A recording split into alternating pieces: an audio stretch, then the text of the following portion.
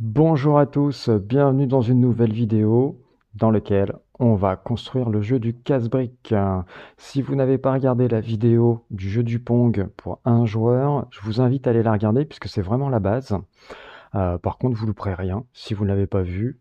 On passe directement à la création du casse-briques avec déplacement du petit paddle avec les touches du clavier.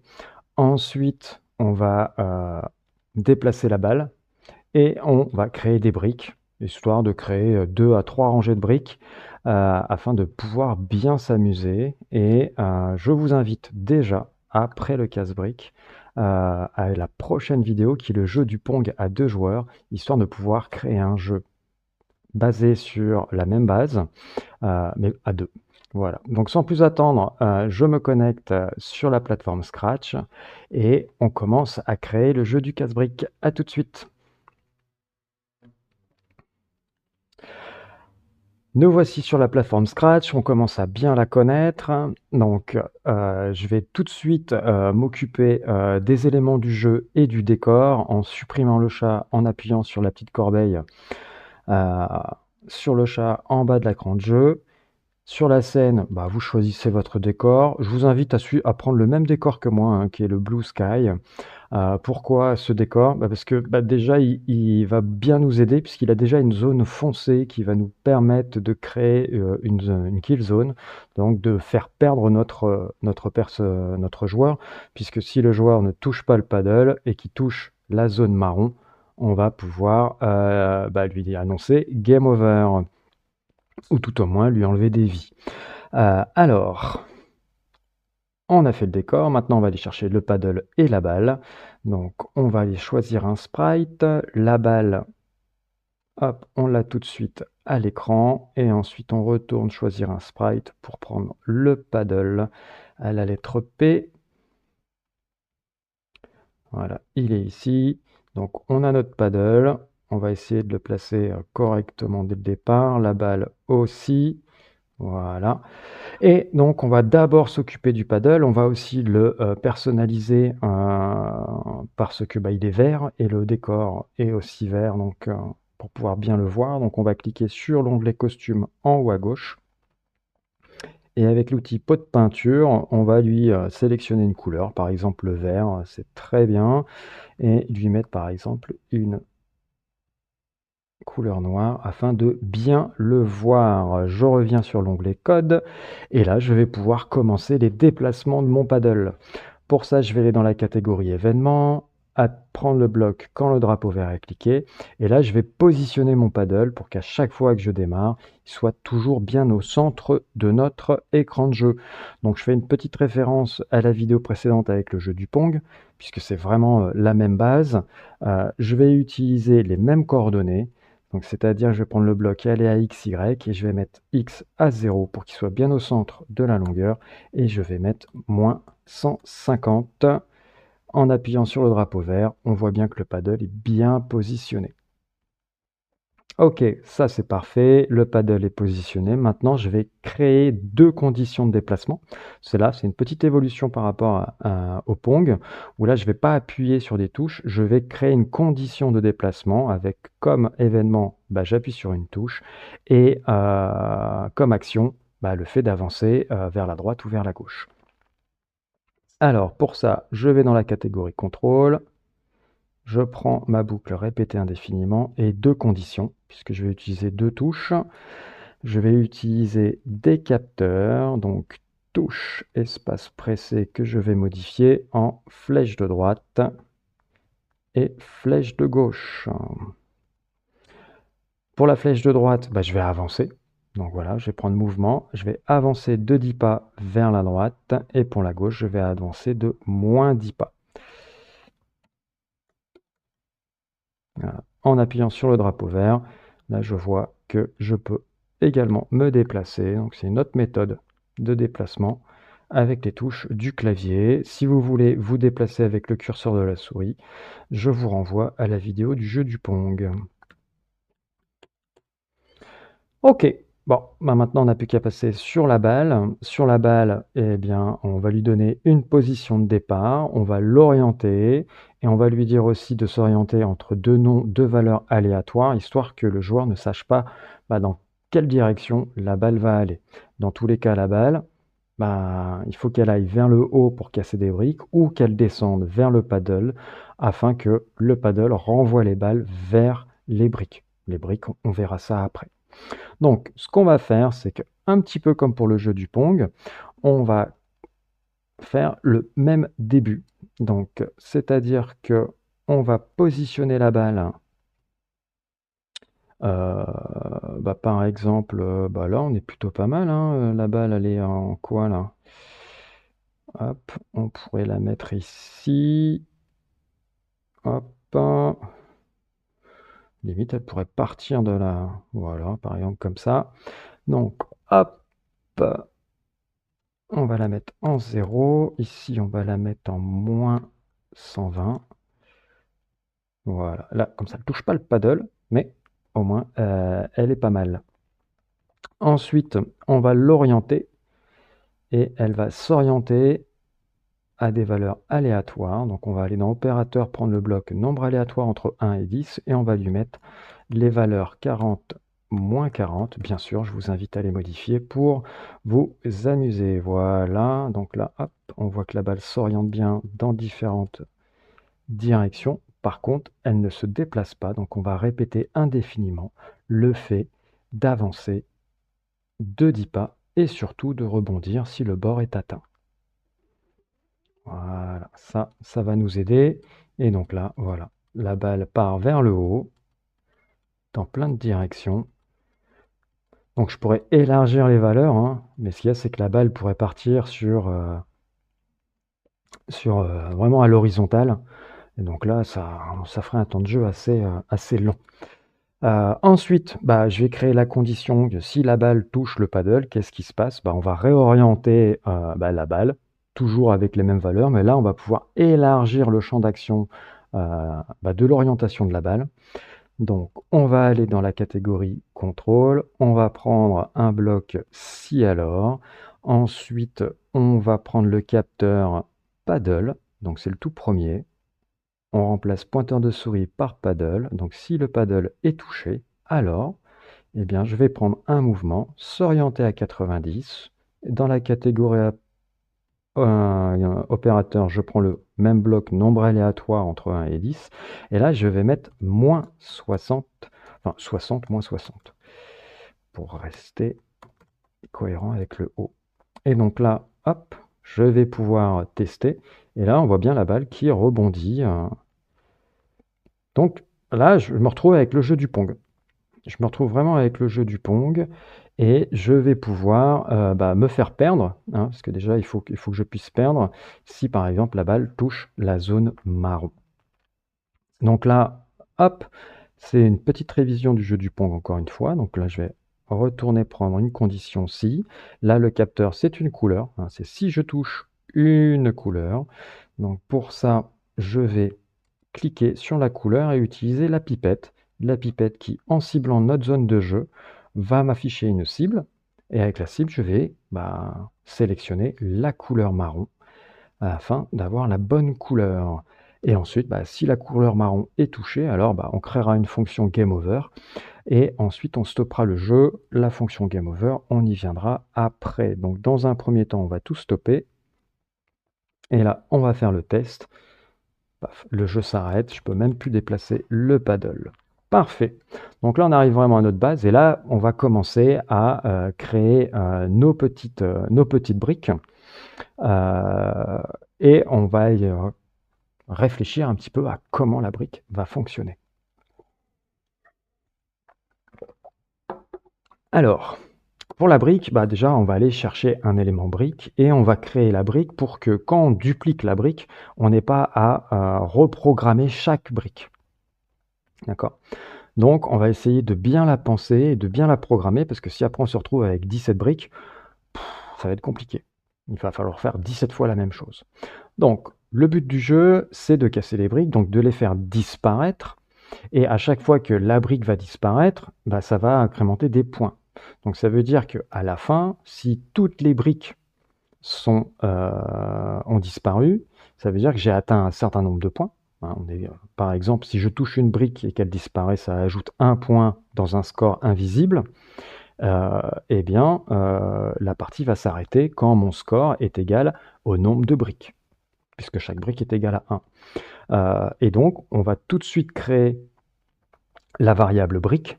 Comme ça, hop, on va pouvoir créer tout de suite le fait d'avoir un point au niveau de cette valeur, qui fait que quand on va dupliquer, ça va dupliquer aussi cette valeur avec la variable. Donc, je vais créer la variable brique. Donc, je vais dans la catégorie variable, je clique sur le bouton créer une variable et je l'appelle brique. Voilà. Ensuite, cette variable, je vais venir la mettre en dessous de mon paddle, mais je vais la faire disparaître. À un moment donné, elle ne sera pas affichée, donc on ne s'inquiète pas. C'est simplement que là, elle va nous permettre de bien organiser les briques et le jeu.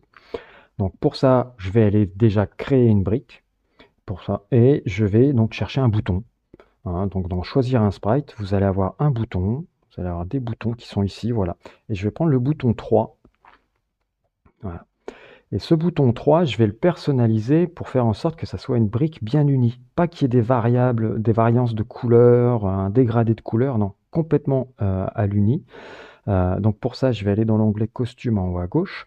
Et limite, je vais même supprimer celui-ci. Je vais garder que ce bouton-là. Et je vais le personnaliser au niveau des couleurs. Donc je vais mettre une brique plus ou moins violette, voilà, ou même marron. Voilà, là je suis bien. Et je vais colorier toutes les parties de mon bouton. Voilà, là c'est vraiment une brique complètement unie, puisqu'on va se baser sur la couleur de la brique pour pouvoir l'identifier et interagir avec. Donc là c'est bon, c'est fait. Je retourne dans l'onglet code et maintenant je vais créer donc mon événement quand le drapeau vert est cliqué. Qu'est-ce qui se passe pour ma brique? Déjà ma brique, si je la mets là, elle est grande, ça va faire... C'est des grosses briques, donc j'en aurai pas beaucoup. Donc déjà, je vais réduire sa taille, je vais la mettre à 75% de sa taille initiale. Ensuite, déjà, je vais la montrer, puisqu'à un moment donné, je vais devoir la cacher. Bah oui, si la balle touche la brique, eh ben, je vais cacher la brique. Donc qui dit cacher, dit montrer dès le début du jeu. Donc pour ça, je vais gérer son apparence et je vais modifier le bloc, mettre 100% à la taille initiale. Je vais le mettre par exemple à 75. Voilà, ce qui me permettra de mettre un petit peu plus de briques. Voilà, ça c'est pas mal. Voilà, et je vais positionner ma première brique. Voilà, elle est passée. Ensuite, je vais la montrer. Et, et en même temps, je peux prendre le bloc caché. Je le placerai après, puisque je vais répéter indéfiniment la condition si je touche la balle, d'accord? Parce que je suis une brique. Donc si je suis touché par la balle, alors je cache. OK. Et surtout, je vais ajouter un à brique. Voilà. Et ça, c'est le code de toutes mes briques. Maintenant, j'ai plus qu'à dupliquer ma brique et ensuite de la positionner. Et il me reste à faire ça, voilà. Hop, de bien positionner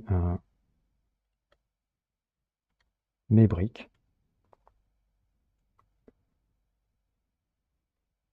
Donc après, je peux me baser ici, par exemple, sur la première brique. J'ai les coordonnées, c'est 150 au niveau des ordonnées. Donc là, je suis encore sur du 150. Le troisième, là, je suis sur 151. Donc pour avoir vraiment une belle ligne de briques, je vais bien utiliser les coordonnées. Voilà. Donc ça va prendre un petit peu de temps. Donc je vais positionner tout au moins une première rangée de briques avant de pouvoir tester si ça fonctionne. Voilà. Hop. Vite.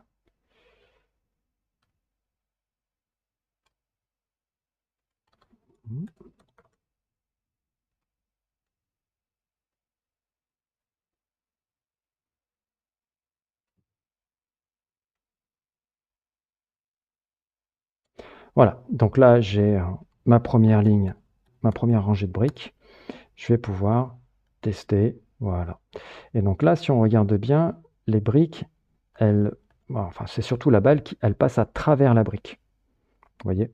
Elle ne rebondit pas sur la brique à son contact, elle passe à travers. Donc ça veut dire que si je fais 2 rangées de briques, voilà, si je fais 2 rangées de briques et que je continue à dupliquer mes briques et que je... Voilà.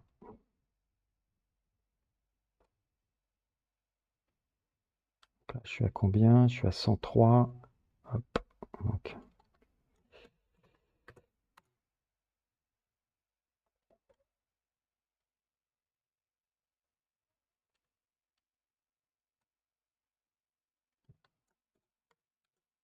voilà, ça prend un petit peu de temps pour placer les briques. Mais dès que j'aurai fait ma deuxième rangée de briques, on pourra améliorer et finir le jeu.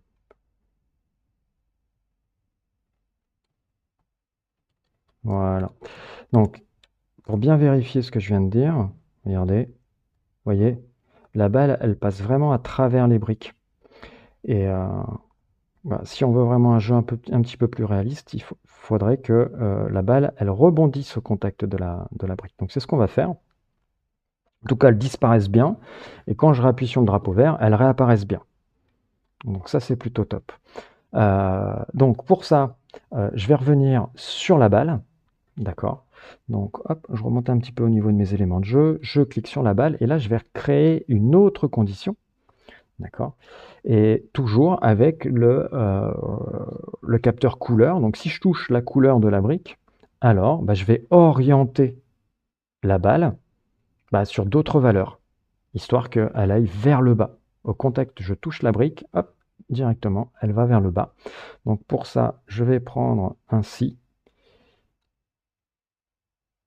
Je vais prendre le capteur couleur, qui est le numéro 2, un petit peu comme on l'a fait juste au-dessus pour la zone du game over. Je vais sélectionner la couleur de ma brique. Et là, je vais reprendre le bloc s'orienter à 90 et remplacer la valeur 90 par l'opérateur nombre aléatoire 1 et 10 en mettant, bah, par exemple, les valeurs 120, 190. Et vous mettrez vos propres valeurs. Là, c'est vraiment... on part vraiment bien vers le bas. Donc maintenant, j'ai plus qu'à tester. Et là, on voit bien que la balle, elle rebondit sur la brique.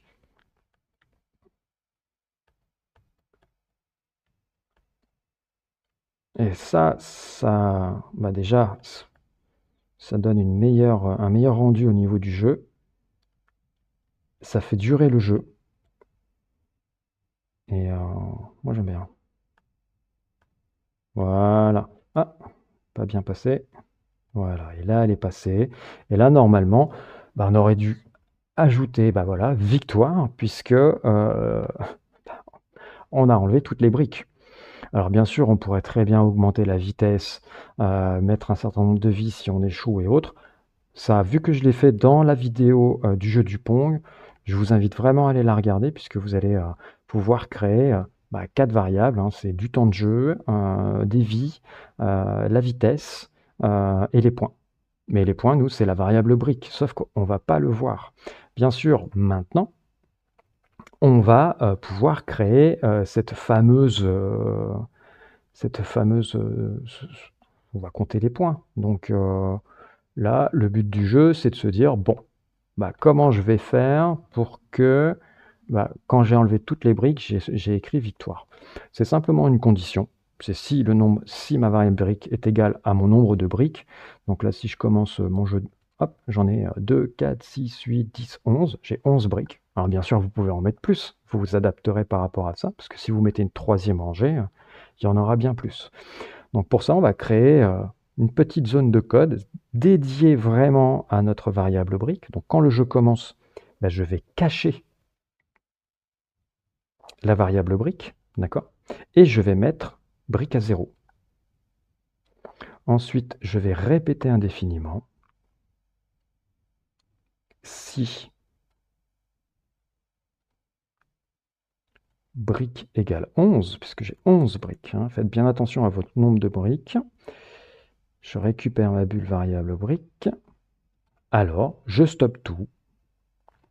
Le jeu s'arrête. Par contre, là, je vais pouvoir envoyer eh bien, la fonction résultat en disant bah, c'est un résultat, c'est victoire. Il y aura game over si je touche la zone marron. Et je vais avoir victoire si je casse toutes mes briques. Donc là, je vais aller dans événements, je vais envoyer à tous un message 1, et ce message 1, il va s'appeler victoire. Voilà.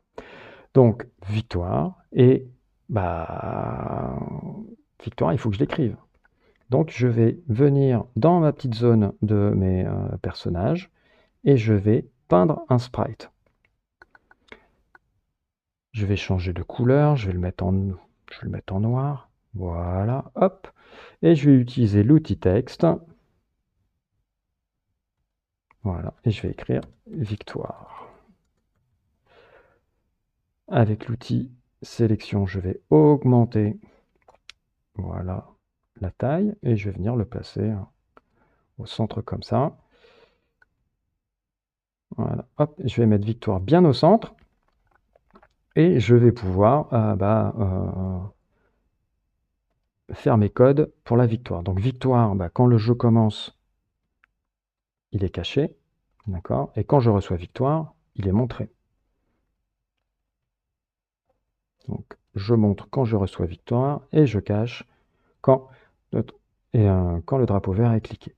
Par contre, la balle, peu importe son lieu, on va faire en sorte que la balle, quand elle reçoit la fonction victoire, eh bien, elle soit positionnée comme à son point de départ vers le bas. Donc la position de départ en bas, c'était 0 120. Donc je retourne dans la catégorie mouvement, je prends le bloc XY et je mets 0 120. Bien sûr, maintenant, ce que je vais faire, c'est que je vais faire la même chose, mais au niveau de ma balle. C'est 6 couleurs marron touchées. Alors, envoyer le message Game Over et faire la même chose que mon sprite victoire. Je vais faire un sprite Game Over. Donc pour ça, je reviens dans la catégorie événement. Et non, là, c'est une victoire, mais un nouveau message que je vais appeler Game Over. Et je vais refaire la même chose. Donc, je choisis pas un sprite. Je vais l'écrire. Voilà, avec le pinceau. Là, je vais choisir par exemple du rouge. L'outil texte. Game Over.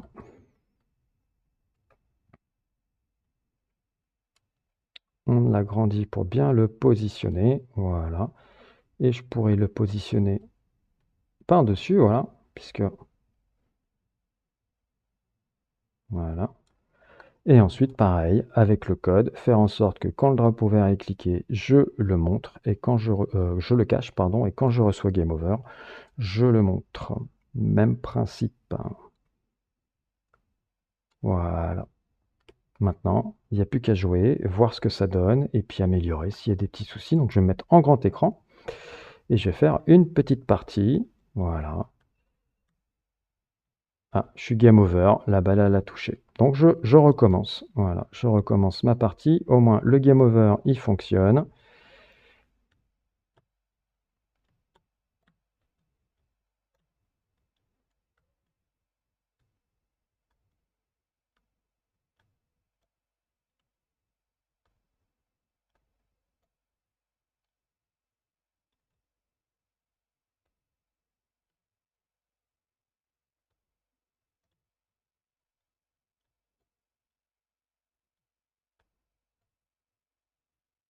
Victoire. Voilà. J'ai la victoire, j'ai gagné, tout va bien. J'ai fini mon petit jeu du casse-brique. Après, je pourrais l'améliorer si je voulais des vies ou augmenter la vitesse de la balle. Comme je vous l'ai dit tout à l'heure, je vous invite à visionner ou revisionner la vidéo sur le jeu du Pong où je montre pas mal de possibilités que vous pouvez adapter à ce jeu. J'en ai fini pour le jeu du casse-brique. J'espère que ça vous a plu. En même temps, si vous venez de visionner celle du casse-briques et vous n'avez pas encore visionné, le jeu du Pong à 2 joueurs, c'est sur le même principe, sauf que là, on va s'envoyer la balle, l'un à l'autre et essayer de gagner un maximum de points dans un temps réparti.